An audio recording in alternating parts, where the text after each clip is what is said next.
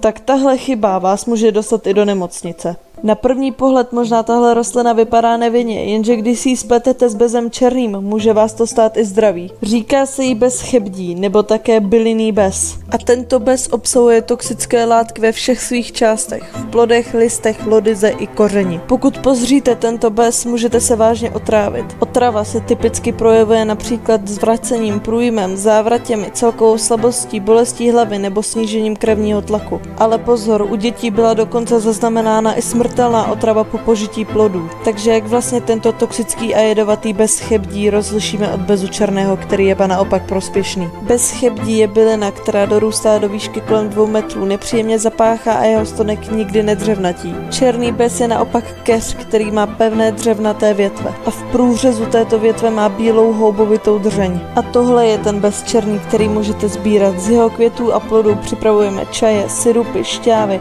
a proto je tak důležité oba druhy rozeznat. Jeden je léčivý a druhý je nebezpečný. Napište mi do komentáře, jestli jste už někdy narazili na bez chebdí a zase příště. Ahoj!